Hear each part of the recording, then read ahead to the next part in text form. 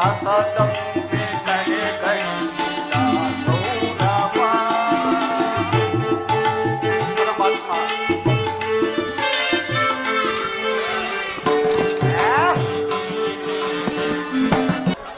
ಪರಮಾತ್ಮ ಧರ್ಮನಂದನ,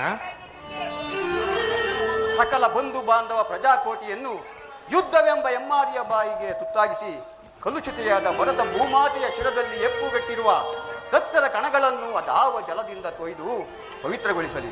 ಹೇಳು ಕೃಷ್ಣ. ಆದ್ದರಿಂದ ನೀನು ಸಂಧಾನಿಯಾಗಿ ದುರ್ಯೋಧನ ಬಳಿಗೆ ಹೋಗಿ ಶಾಂತಿ ಸಂಧಾನಕ್ಕೆ ಪ್ರಯತ್ನಿಸುವಂತೆ ಮಾಡು ಮುಕುಂದ. ಸತ್ಪುರುಷರ ಹೃದಯ ಮಂದಿರ, ದುಷ್ಟರ ದುರಾಚಾರಗಳಿಂದ ಪವಿತ್ರವಾಗಬಾರದೆಂಬ ಪವಿತ್ರ ಬೋಧನೆ ಇದು. ಆಗಲಿ ಧರ್ಮನಂದನ, ನನ್ನ ಇಷ್ಟದಂತೆ ಸಂಧಿಯನ್ನೇ ಮಾಡಿಕೊಂಡು ಬಿರುವನು. ಆದರೆ ಇದಕ್ಕೆ ನಿನ್ನ ಸಹೋದರರ ಅಭಿಮತ? ನಮ್ಮಗಳ ಅಭಿಮತವೇ ಕೃಷ್ಣ.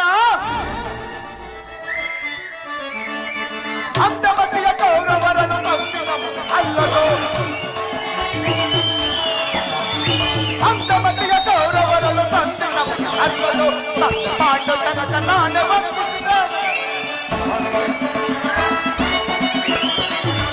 ಪಾಂಡು ಜನಕ ನಾನು ಹೊಂದಿಸಿದ ಅಂತಮತಿಯ ಕೌರವರನ್ನು ಸಂತಿ ನಮಗೆ ಸಲ್ಲದು, ಸಂತಿ ನಮಗೆ ಅಲ್ಲದು. ಹೇಳು ಕೃಷ್ಣ.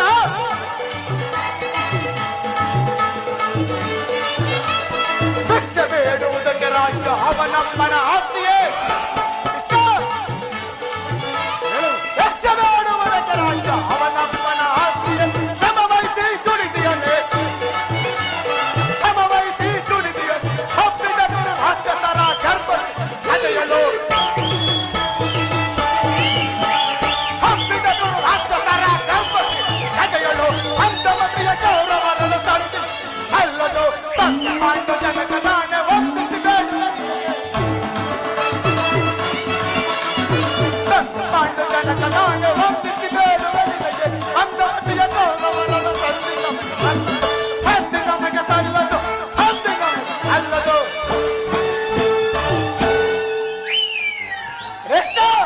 ಭೀಮಸೇನ, ನಮ್ಮಗಳ ಅಭಿಮತಕ್ಕೆ ಅಡ್ಡವಾಗಿ ಆಜ್ಞಾನ ಗಂಡು ಧರ್ಮದ ಕಟ್ಟು ಬೃಹದಾಕಾರದ ಕೋಟೆಯಂತೆ ಭದ್ರವಾಗಿ ಬಸಿಯುತ್ತಿದೆ.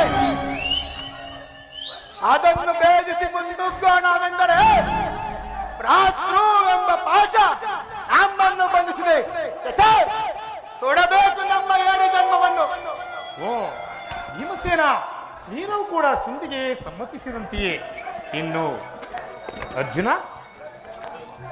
ವಾಸುದೇವ, ಅಗ್ರಜನ ಮಾತುಗಳನ್ನು ಅನುಮೋದಿಸಿ ನಮ್ಮನ್ನೇಕೆ ಸಜೀವಾಗಿ ಕೊಳ್ಳುತ್ತಿರುವೆ? ಆಗಿನಿಂದಲೂ ಅಪಮಾನ, ಅಪಜಯ, ಅರಿಷ್ಟ ಗರಿಷ್ಠಗಳೇ ನಮ್ಮ ಇಷ್ಟ ದೇವಿಗಳಾದವು. ಅದನ್ನು ಮೀರಿ ಆದಷ್ಟು ಬೇಗ ಮುಂಬರಲು ಪ್ರಯತ್ನ ಪಟ್ಟರೆ ಅಗ್ರಜನೆಂಬ ಮಮಕಾರದ ಪಟ್ಟು ನಮ್ಮನ್ನು ಮುಂಬರಲು ಬಿಡುತ್ತಿಲ್ಲ. ಛೀ, ಏಡಿ ಜನ್ಮಕ್ಕೆ ಧಿಕ್ಕಾರ. ಓ ಅರ್ಜುನ, ನೀನು ಕೂಡ ಸಂಧಿಗೆ ಸಮ್ಮತಿಸಿದಂತೆಯೇ. ಇನ್ನು ಮಹಾ ಮೇಧಾವಿಗಳಾದ ನಕುಲ ಸಹದೇವರು ಅಣ್ಣನ ಮಾತಿಗೆ ತಲೆ ಬಾಗದಿರುವರೆ. ತಂಗಿ ದೃಪದ ನರೇಂದ್ರ ನಂದಿನಿ, ಏಕಮ್ಮ ಕಿನ್ನಳಾದೆ. ನಿನ್ನ ಪತಿಗಳ ಧರ್ಮ ಸಮ್ಮತ ನಿನಗೂ ಸಹ ಸಮ್ಮತವೇ? ಅಣ್ಣ, ಈ ನನ್ನ ಪತಿಗಳ ಅಭಿಪ್ರಾಯವನ್ನು ಧರ್ಮ ಸಮ್ಮತವೆಂತಲೂ ಲೋಕ ಸಮ್ಮತವೆಂತಲೂ ಹೇಗೆ ಹೇಳಲಣ್ಣ? ಮರೆತೆಯಾ ಅಣ್ಣ? ಮರೆತೆಯಾ?